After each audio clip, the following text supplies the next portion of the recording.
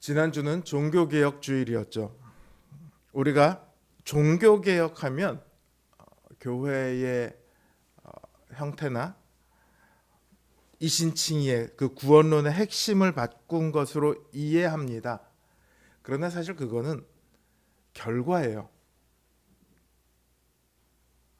실제로는 하나님께서 어떻게 그 백성들에게 은혜를 베푸시는가에 대한 그 근본부터 바뀌었습니다. 가톨릭의 예배는요, 미사라는 이름으로 불립니다. 미사라는 이름 자체는요, 제사라는 뜻이에요. 예수 그리스도가 인류 구원을 위해 자신을 십자가의 희생제물로 바친 것을 기념하는 제사일 뿐만 아니라 기념하는 제사일 뿐만 아니라 그 제사를 다시 재현하는 거예요. 그래서 미사는 제사입니다. 매 미사마다 예수 그리스도의 희생제사가 재현이 돼요. 그래서 좀 심하게 말하는 분들은 어떻게 얘기하냐면 그들은 매주마다 예수 그리스도를 죽인다, 이렇게 표현을 하기도 합니다. 뭐 그 표현은 조금 과하기는 합니다만 어쨌든 이 희생제사가 있으니까 이 희생제사를 집례할 누가 필요할까요? 제사장이 필요하죠. 그걸 누가 맡습니까? 그걸 사제들이 맡아요. 그러니까 가톨릭에서는 예수 그리스도의 희생제사의 은혜가 사제를 통해서 신자들에게 전해집니다. 사제들은 구약의 제사장처럼 하나님과 인간 사이에 중보자의 역할을 맡았어요. 종교개혁자들은 바로 이 체계를 부정합니다. 예수 그리스도께서는 단번에 희생제사를 드렸으므로 더 이상의 제사가 필요 없으며 하나님과 신자 사이에도 그 은혜를 중보해야 할 제사장이 더 이상 필요가 없다, 이렇게 주장을 하죠. 또한 믿음으로 그 희생제사를 드리신 예수 그리스도에게 누구나 나아갈 수 있고 그렇게 나아갈 때 구원받을 수 있다. 다른 어떤 것도 필요 없이 구원받을 수 있다, 이렇게 주장했습니다. 종교개혁 당시의 카톨릭의 모습은, 그 로마 카톨릭의 모습은 완전히 같지는 않지만 유대교와 상당히 닮아 있습니다. 이들은 하나님께 나아가 구원을 얻기 위해서는 인간 제사장이 필요하다, 이렇게 말을 했죠. 로마 카톨릭에서 사제들이 필요하다고 한 것처럼 그들은 인간 제사장이 반드시 필요하다고 했습니다. 이들의 주장이 아예 틀린 건 아니죠. 이들도 하나님의 말씀이신 옛 언약에 기반하고 있거든요. 그러나 종교개혁의 시대는 옛 언약의 시대가 아니에요. 예수 그리스도께서 우리를 대표해서 하나님과 맺으신 새 언약의 시대입니다. 그렇기 때문에 종교개혁자들은 이 새 언약을 따랐습니다. 종교개혁은 한마디로 말하면 참된 언약으로 돌아가서 그 언약을 붙드는 거였어요. 천주교의 미사를 혹시 들여보신 분들은요, 그 미사를 가보면 굉장한 장엄함을 느낍니다. 건물 내부부터 시작해서요, 앞에 사제들의 옷이나 강단이나 스테인드 글래스로 들어오는 빛이나 음악 소리까지 모든 것이 다 장엄합니다. 압도되는 뭔가를 느낀대요. 거기에 비해 개신교는 뭔가 가벼운 느낌이 든다는 말을 해요. 충분히 그럴 수 있습니다. 사실 우리의 시각과 촉각과 모든 것들이 카톨릭 미사는 거기에 초점이 맞춰져 있거든요. 그러나 종교개혁이요, 바로 그 장엄해 보이는, 뭔가 압도되어 보이는 그 카톨릭의 미사로부터 시작되었다는 것을 우리는 기억해야 합니다. 그 말은 카톨릭의 미사로는 안 되는 것이 있더라, 이 말인 거죠. 가톨릭이나 유대교나 인간 제사장을 필요로 한다고 앞에서 제가 말씀을 드렸잖아요. 인간 제사장은 어디까지나 불안합니다. 인간 제사장은 스스로가 온전하지 않아요. 그도 똑같이 죄를 짓는 사람이잖아요. 그렇기 때문에 자기도 죄인이기 때문에 다른 사람을 온전케 할 수 없습니다. 구절을 보면 하나님께서는 그들은 내 언약 안에 머물지 않으므로 내가 그들을 돌보지 않았다 이렇게 말씀하세요.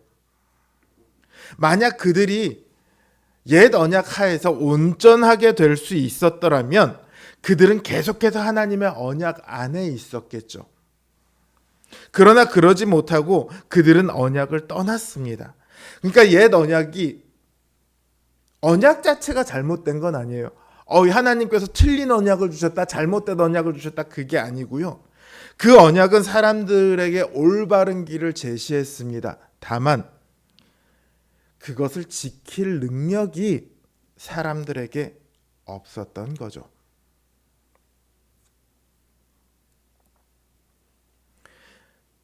이처럼 인간의 능력에 의지하는 것은, 혹은 인간의 공로가 조금이라도 들어가는 것은 우리를 온전함에 이르게 하지 못합니다. 우리에게 필요한 제사장은요, 우리를 온전케 할 수 있는 제사장이에요. 온전히 구원에 이르게 할 수 있는 제사장이 우리에게는 필요합니다. 다행히 우리에게는 그런 제사장이 계십니다. 물론 우리에게 이 땅에 있는 제사장은 없습니다. 우리의 제사장은 하늘에 계시거든요. 지상의 제사장직은 하늘에 있는 참 제사장의 모형과 그림자에 불과할 뿐입니다. 하늘에 계신 우리 제사장은요, 지상의 제사장과는 비교도 할 수 없을 만큼 탁월하고 뛰어납니다. 이스라엘의 성막을 보면요, 성막은 이스라엘 진 내에서 거룩한 곳으로 구별이 돼요. 제사장 외에는 들어가지 못합니다. 그리고 이 성막에서도 휘장으로 가운데를 이렇게 쳐서 지성소와 성소를 따로 나눠놨어요. 성소는 제사장들이 들어갈 수 있는데 지성소는 하나님의 궤가 있는 곳이에요. 말하자면 하나님께서 임하시는 거룩한 곳입니다. 그래서 오직 대제사장만 1년에 한 번 염소의 피를 가지고 이스라엘의 속죄를 위해서 들어갈 수 있을 뿐이에요. 그 외에는 아무도 들어갈 수 없습니다. 이 사실은요, 이스라엘이 거룩하신 하나님께 나아가는 길이 그들의 죄의 더러움으로 말미암아 차단되어 있다, 가로막혀 있다는 사실을 하고요, 희생제사의 피를 대제사장이 가지고 들어갈 때만 그 길이 열린다는 것을 우리에게 알려줍니다. 그리고 이 일을 해마다 반복하게 함으로써 더 나은 것, 장차 올 완전한 희생제사를 바라고 기다리게 하셨습니다. 그리고 이제 우리 대제사장이 이 땅의 지성소가 아니라 하늘의 성소에 계시다는 사실은 비로소 완전한 것이 왔다는 것을 의미합니다. 주님께서 영원한 성소에 계시다는 건요, 부활하시고 승천하셨다는 사실을 입증할 뿐만 아니라 그분께서 드린 희생제사가 더 이상 다시 제사를 드릴 필요가 없이 완전히, 그리고 영원히 모든 효력을 다 충족시키도록 완성되었다는 것을 증명해 줍니다. 이렇게 제사제도가 바뀌었습니다. 그러면 언약도 바뀌어야 합니다. 옛 언약은 옛 제사장 제도에 따라서 옛 언약이 발동이 되는 거거든요. 그렇다면 제사장이 바뀌었으면, 제사제도가 바뀌었으면 언약도 바뀌어야 합니다. 이전에는 제사장 자신이 죄인이어서 백성을 위해 제사를 드릴 때마다 먼저 자기를 위해 속죄 제사를 드려야 했습니다. 그러나 주님께서는 인간 제사장과는 비교할 수 없는 완전한 제사장입니다. 그가 드리신 제사 역시 매일 반복하여 드린 구약 제사장의 제사와는 달랐어요. 자신을 제물로 드려 단번에 완성하신 제사로 이제 다시는 반복할 필요가 없습니다. 제사는 이처럼 예수 그리스도께서 피 흘리심으로 완성되었습니다. 이제 그 제사의 유익은 언제 어디서나 그분의 백성들에게 유효합니다. 죽음으로 말미암아 불가피하게 제사장직을 다음 세대에게 물려줘야 했던 그 인간 제사장직과 달리 그리스도께서는 영원히 살아계심으로 그의 제사장직을 다른 사람에게 물려주지 않고 언제까지나 제사장직에 머물러 계십니다. 이처럼 더 좋고 더 탁월한 제사장이 계셔서 그 제사의 효력 자체가 다르니 언약의 효력도 당연히 바뀌게 되죠. 성경은 그렇게 바뀌는 언약을 새 언약이다 이렇게 부릅니다. 이 새 언약의 가장 큰 특징은 효력에 있어서의 완전함입니다. 옛 언약은 아까 인간이 나아가야 할 길은 가르쳐 주지만 그걸 지킬 책임은 누구에게 뒀다고 했어요? 사람에게 뒀다. 그러니까 사람이 지키지 못하면 그 언약이 깨지는 거예요. 그러나 새 언약은 다릅니다. 우리를 온전케 하기에 충분한 언약이에요. 왜냐하면 하나님께서 옛 언약을 또다시 답습할 이유가 없잖아요. 그걸 반복하실 이유가 없다고요. 새롭게 하는 언약은 그 약점을 완전히 보완하는, 그래서 우리를 온전케 할 수 있는 언약입니다. 이 언약은 우리에게 길을 제시할 뿐만 아니라 그것을 지키게 하는 것까지 다 책임을 지고 있어요. 하나님께서 어떻게 말씀하시는지 잘 보세요. 이렇게 말씀하십니다. 내가 새 언약을 맺겠다. 내가 나의 법을 그들의 생각에 두리라. 내가 내 법을 그들의 마음에 기록하겠다. 내가 그들의 하나님이 되겠다. 내가 나를 작은 자로부터 큰 자까지 다 알리겠다. 내가 그들의 불의를 긍휼히 여기겠다. 내가 그들의 죄를 다시 기억하지 않겠다고 하십니다. 공통점이 뭐예요? 내가 하겠다는 거예요. 누가 한다고요? 하나님이 하신다고요.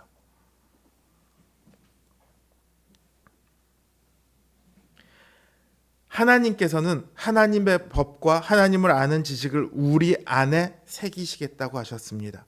구약에서는 하나님의 계명이 어디 새겨져 있습니까? 두 개의 돌판에 새겨져 있어요. 그러나 그 돌판은 중간에 사라졌습니다. 하나님의 율법을 적은 율법책이 중간에 사라졌다가 요시야 왕이 성전을 수리하다가 다시 발견하기도 합니다.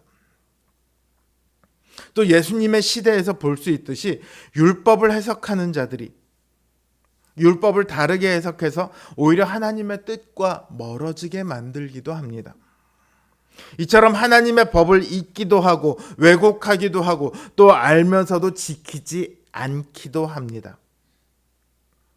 그러나 하나님께서 그 마음에 새기신다고 할 때는 더 이상 이런 일이 일어날 수가 없어요. 잊을 수도 없고 왜곡할 수도 없고 알면서 지키지 않는 일도 있을 수가 없습니다.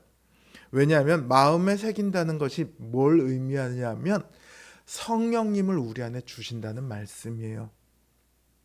성령님께서 직접 우리 안에 계시며 하나님의 뜻을 알게 하시고 그 뜻을 지키도록 늘 우리 안에 거룩한 소원을 불러 일으키십니다.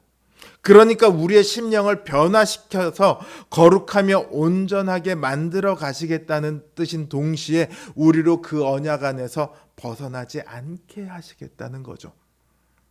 뿐만 아니라 우리 안에 새겨진 그 법을 우리가 지키지 못할 때가 있습니다. 거룩한 소원이 우리 안에서 성령님께서 거룩한 소원을 일으키신다 할지라도 우리 안에 또 다른 하나의 법이 있어요.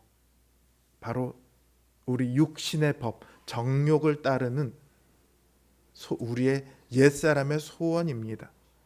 우리는 이 두 가지 사이에서 늘 갈등을 해요. 그래서 우리 안에 성령이 충만할 때는 우리는 하나님의 법을 따라갑니다. 그러나 그러지 못할 때는 우리는 우리의 정욕, 우리의 육신의 소원을 따라갑니다. 그렇기 때문에 우리가 그 법을 우리 안에 그 법이 새겨져 있다 할지라도 그 법을 지키지 못할 수 있어요.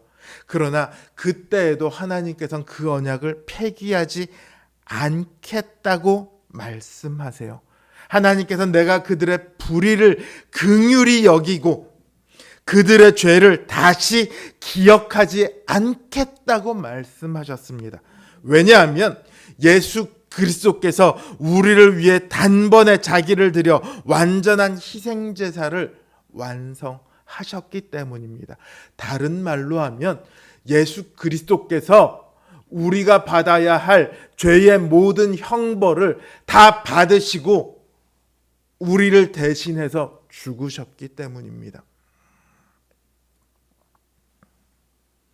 그 예수님의 희생제사의 효력은 영원하며 모든 이들을 다 구원하기에 차고도 넘칩니다. 따라서 예수 그리스도를 구주로 고백하는 이들의 모든 불의를 이제 하나님께서는 더 이상 기억하지 않으십니다. 이것이 옛 언약과 같지 않은 실패하지 않는 새 언약입니다. 이 언약에 따라 영원토록 하나님께서는 우리의 하나님이 되시고 우리는 그분의 백성이 될 것입니다. 이 더 좋은 언약의 중보자로 하나님께서는 하늘의 성소에 앉아 계세요. 구약 성소를 보면요, 금으로 싼 널판으로 세운 이 벽에 스랍을 새깁니다. 그리고 휘장에는 그룹을 새겨 놓아요. 스랍이나 그룹은 다 천사의 이름이에요. 그 스랍이 이렇게 한글로 써놓으면 잘 모르겠지만 영어로 보면 여러분들에게 굉장히 익숙한 단어가 됩니다. 세라핌이에요. 아이돌 가수도 있죠. 르세라핌이라고. 그 단어예요. 세라핌, 천사예요. 그리고 천정을 덮은 성소 덮개도 그룹을 수놓았습니다. 지성소 안에는 금으로 만든 두 그룹이 날개로 언약궤를 이렇게 가리고 있어요. 한마디로 성소는 하늘에서 그룹들에 둘러싸여 계신, 천사들에 둘러싸여 계신 하나님의 영광스러운 임재를 이 땅에 보여주는 그림자이자 모형입니다. 영광스러운 하나님께서 이 땅에 있는 자기 백성 이스라엘 가운데 거하시며 그들을 자기의 거처로 삼으신다는 사실을 알리고자 모형을 만들었어요. 근데 그리스도께서 땅의 성소에 들어가지 않으시고 하늘의 성소에 들어갔다, 이렇게 말씀하고 있잖아요. 그러니까 이 말은 이제 더 이상 땅의 성소가 필요 없다는 말입니다. 하늘에 계신 하나님께서 그 땅의 성소에 거하시지 않아요. 아까 어디 거한다고 하셨어요? 우리 안에 거한다고 하셨죠. 성령 하나님께서 우리 안에 거하시잖아요. 뿐만 아니라 그리스도께서 하늘의 성소에 계시다는 말은 이제 그 백성들이 직접 하늘의 성소에 나아갈 길이 생겼다는 말입니다. 이전은 휘장으로 가려져 있어서 오직 대제사장만이 그 지성소에 들어갈 수 있었거든요. 근데 예수 그리스도께서 죽으실 때 무슨 일이 일어나냐면 성소의 그 휘장이 찢어집니다. 누구나 그 가로막고 있던, 죄로 하나님과 인간 사이를 가로막고 있던 그 휘장이 찢어져요. 이제 누구나 하나님께 나아갈 수 있게 되었다는 뜻이죠. 하늘의 성소에 계신 예수 그리스도께서는요, 이제 백성들을 이끌어 그 하늘 성소로 인도하십니다. 우리의 구원의 확신은 바로 여기에 있어요. 그리스도께서 우리를 위해 하늘에 앉아 계십니다. 그리스도는 우리의 선구자로 거기에 계시며 우리를 그곳으로 인도하세요. 우리도 그리스도를 따라 그 하늘 성소에 들어가 그곳에 앉게 될 것입니다. 따라서 그리스도 안에서 우리는 구원의 확신을 발견하게 됩니다. 뿐만 아니라 주님께서는 자신을 통하여 하나님께 나아가고자 하는 자들을 위해 늘 변호하시며 간구하십니다. 우리의 연약함을 우리는 잘 알고 있죠. 근데 우리뿐만 아니라 누가 잘 알고 계시냐면 예수 그리스도께서 잘 알고 계십니다. 왜냐하면 모든 면에 연약한 우리처럼 되셨었으니까요. 주님은 우리의 영원하고도 확고한 구원의 확실한 보증인이 되시며 우리의 중보자가 되세요. 그래서 연약한 우리가 무너지지 않고 하나님 나라에 도달할 수 있도록 늘 끊임없이 우리를 붙드시고 우리를 위해 중보하고 계십니다. 우리를 위해 쉬지 않으세요. 우리가 죄로 인해 좌절하고 넘어질 때 우리를 고소하는 사단과 율법 앞에서 우리를 주님께서 늘 대변해 주세요. 우리를 변호해 주신다고요. 하늘 성소 앞에서 하나님 바로 옆에 그 보좌에 앉으셔서 아닙니다 하나님, 이 사람은 내 피가 깨끗게 한 하나님의 백성이 맞습니다. 이렇게 보증하신다고요. 이 놀라운 영원한 보증 덕에 우리는 매 순간 구원의 확신을 가지고 살아갈 수 있습니다. 하루에 수백 번씩 죄를 저지르면서도 구원의 확신을 가질 수 있는 이유가 여기에 있어요.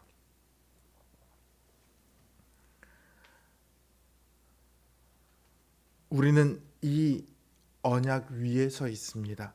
루터의 개혁 가운데 첫 번째가요, 지속적인 희생 제사를 가르치는 로마 카톨릭의 미사를 거부한 거였어요.